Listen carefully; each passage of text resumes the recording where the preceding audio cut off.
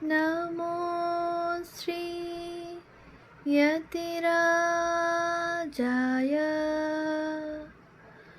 विवेकानन्दसूरये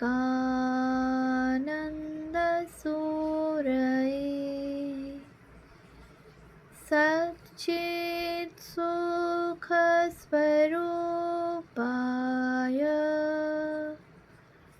स्वामिने তাপহারিণী।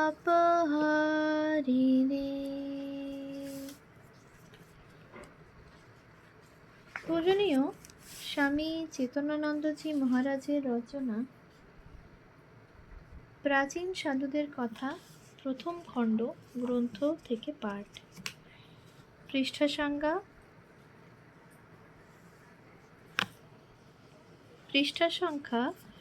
58। স্বামী ভূতেশানন্দ, 1901 থেকে 1998। মানুষ মননশীল। মনন বা চিন্তা একমাত্র মানুষই করতে পারে। মানব মনে অসংখ্য চিন্তা ক্রমাগত ঢেউ বা বৃত্তি রূপে উঠছে, তারপর রেখাপাত করে বিলীন হয়ে যাচ্ছে। এই বৃত্তিগুলি চিত্তে স্মৃতি রূপে থেকে যায়। মানব জীবনে স্মৃতির মূল্য তুলনাহীন। মানুষের হাত পা ভাঙলে জোড়া লাগে, চোখ কান নষ্ট হলে মানুষ মরে না, কিন্তু স্মৃতি লোপ পেলে জীবন অচল হয়ে যায়। বর্তমানের বা ভবিষ্যতের স্মৃতি হয় না, অতীতেরই স্মৃতি হয়। আবার এই স্মৃতির তরতম আছে, অর্থাৎ কোনো স্মৃতি হালকা এবং কোনো স্মৃতি গভীর। আমাদের জীবনে যারা অপ্রয়োজনীয় তাদের স্মৃতি শীঘ্র ম্লান হয়ে যায়, কিন্তু যারা আমাদের প্রাণের প্রিয় তারা আমাদের স্মৃতিপটে সদা উজ্জ্বলভাবে বিদ্যমান থাকে। 20 বছর আগে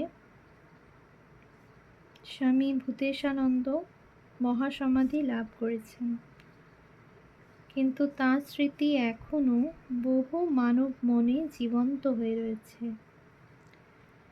পূজ্যপাদ স্বামী ভূতেশানন্দজির সঙ্গে আমার পরিচয়ের পরিধি 1960 থেকে 1998 সাল পর্যন্ত। এই দীর্ঘ 38 বছর তাঁর সঙ্গে ঘনিষ্ঠভাবে মিশেছি, যদিও সবসময় তাঁর কাছে থাকা আমার পক্ষে সম্ভব হয়নি। তাঁর পূর্ণ জীবন ও উপদেশ আমার ব্যক্তিগত জীবনে গভীর অনুপ্রেরণা দিয়েছে।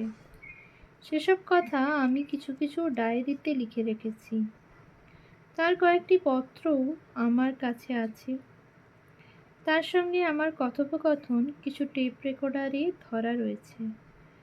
যাই হোক, এই দীর্ঘকালের সব ঘটনা আমার মনে নেই, তবে যেগুলি প্রাসঙ্গিক সেগুলি লিখবার চেষ্টা করছি। 1960 সালের 14 জুন মহারাজকে প্রথম দেখি অদ্বৈত আশ্রমে। মহারাজ রাজকোট থেকে এসেছিলেন, আমি তখন ব্রহ্মচারী। অদ্বৈত আশ্রম তখন 4 ওয়েলিংটন লেনে। প্রতিদিন রাতে খাওয়ার পর ক্লাস হতো। পূজনীয় গম্ভীরানন্দজি তখন অদ্বৈত আশ্রমের অধ্যক্ষ। ভূতেশানন্দজি প্রতিদিন ক্লাসের পর ঠাকুরের সন্তানদের স্মৃতিচারণ করতেন। কি মর্মস্পর্শী ভাষায় তাঁদের ত্যাগ, বৈরাগ্য ও খুঁটিনাটি ঘটনা বলতেন। আমি সংক্ষেপে সেগুলি ডায়েরিতে লিখে রাখতাম। প্রায় 40 বছর আগেকার ওই নোট থেকে কয়েকটি উল্লেখ করছি। 14 জুন 1960, অদ্বৈত আশ্রম, কলকাতা। স্বামী তুরীয়ানন্দজি মহারাজ, হরি মহারাজ সম্পর্কে ভূতেশানন্দজি মহারাজ বললেন, তিনি তপস্যার উপর ভীষণ জোর দিতেন। দেখলে মনে হতো যেন ব্লেজিং ফায়ার, জ্বলন্ত আগুন। ঘাড় সোজা করে বুক টান করে যখন দৃষ্টি নিক্ষেপ করতেন, তখন মনে হতো জগৎটা তাঁর কাছে কিছু নয়, উপেক্ষার দৃষ্টি। হরি মহারাজ একদিন বলরাম মন্দিরে বললেন, ব্রাহ্মণের শরীর কেবলমাত্র তপস্যার জন্য, এ শরীরে অন্য কোনো প্রয়োজন নেই। একদিন উদ্বোধনের প্রকাশিত কোনো বইতে ত্ওয়াংয়ের পরিবর্তে তং ছাপা হওয়ায় খুব ক্ষোভ প্রকাশ করেন। তিনি দুঃখের সঙ্গে বলতে থাকেন, লোকে বলবে এখানে কতগুলো মূর্খের আমদানি হয়েছে। 15ই জুন 1960, অদ্বৈত আশ্রম, কলকাতা। ভূতেশানন্দজি এদিন শরৎ মহারাজের স্বামী শারদানন্দ হৃদয়বত্তার কথা খুব বললেন। তার মন খুব নরম ছিল, সকলকেই আশ্রয় দিতেন। সকল ব্যাপারেই সাহায্য প্রার্থীকে সাহায্য ও উৎসাহ দিতেন। মায়ের দাঁড়ি হয়েছিলেন উদ্বোধনে এবং সেখানেই তার শরীর ত্যাগ হয়। মহাপুরুষ মহারাজ স্বামী শিবানন্দ সম্বন্ধে বললেন, একদিন দীক্ষার পর এক মহিলা বললেন, এর নাম দীক্ষা? মহাপুরুষজি বললেন, কাল আবার এসো। পরদিন ওই মহিলাকে একটু স্পর্শ করে দেওয়ায় তার গভীর অনুভূতি হয়। আরেকদিন মহাপুরুষ মহারাজ মঠের উঠান দিয়ে হেঁটে যাচ্ছেন। তখন একজন এসে তাকে প্রণাম করায় তিনি প্রায় পড়ে যাচ্ছিলেন।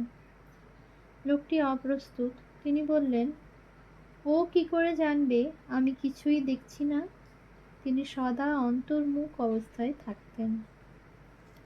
একদিন মঠে অন্য সম্প্রদায়ের এক সাধু রাত্রিবাস করেন। মহাপুরুষ মহারাজ তাকে ব্রহ্মজ্ঞানী বলে চিনতে পারেন এবং তিনিও মহাপুরুষজিকে ব্রহ্মজ্ঞানী বলে চিনতে পারেন।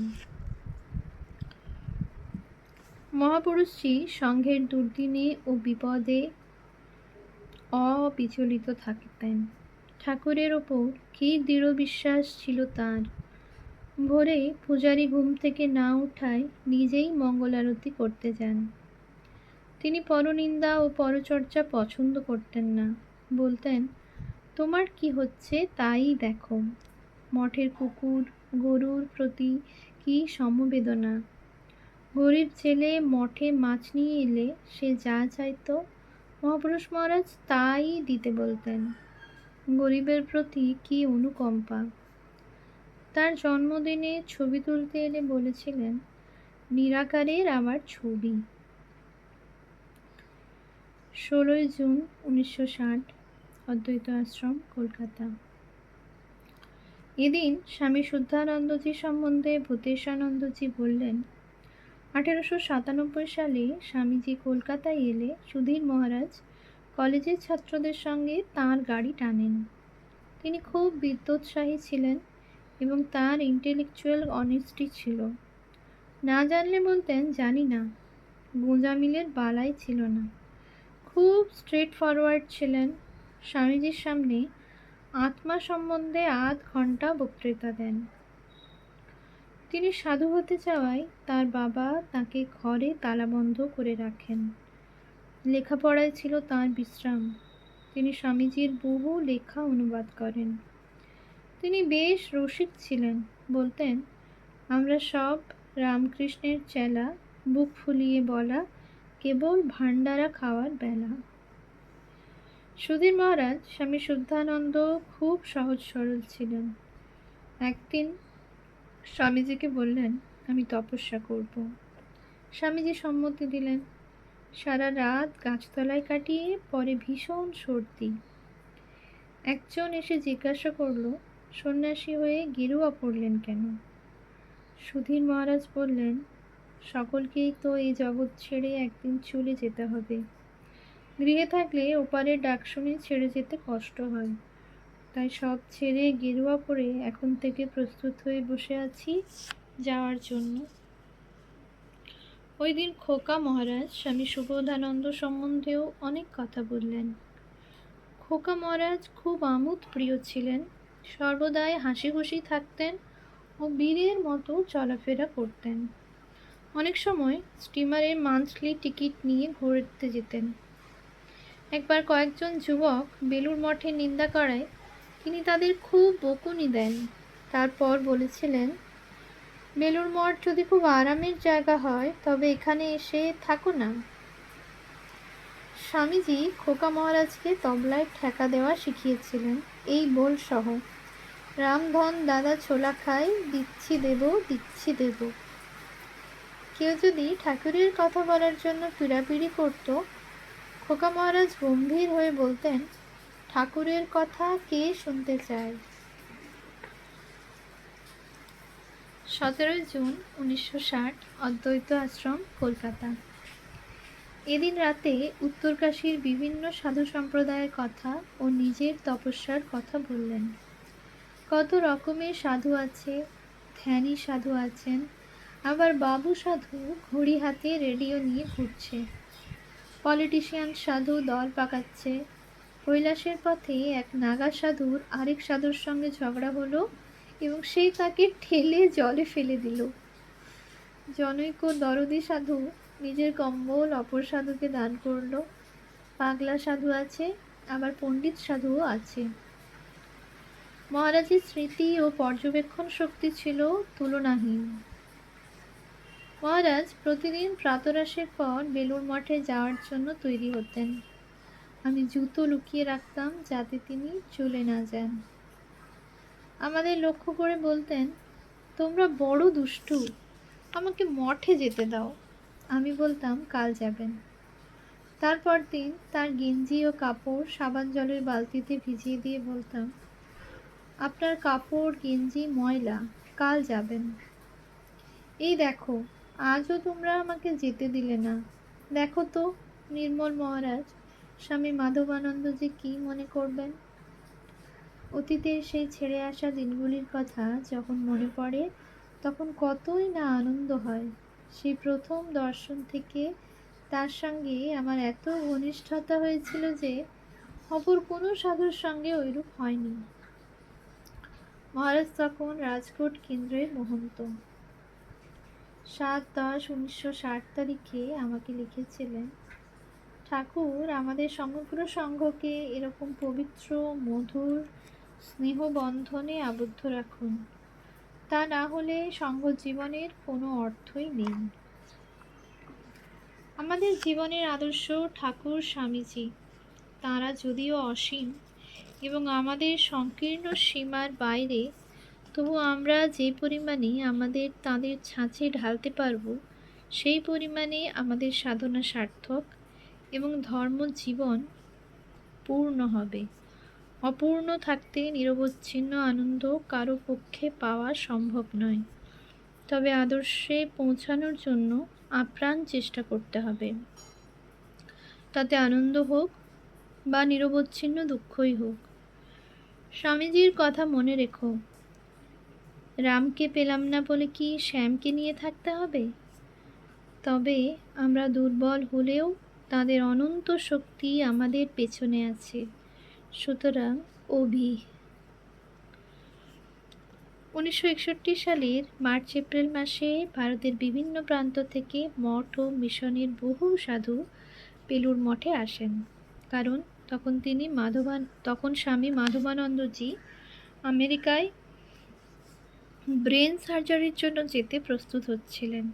তিনি ছিলেন সংঘের প্রবাদ প্রতিম সন্ন্যাসী ও শ্রী শ্রী মায়ের শিষ্য।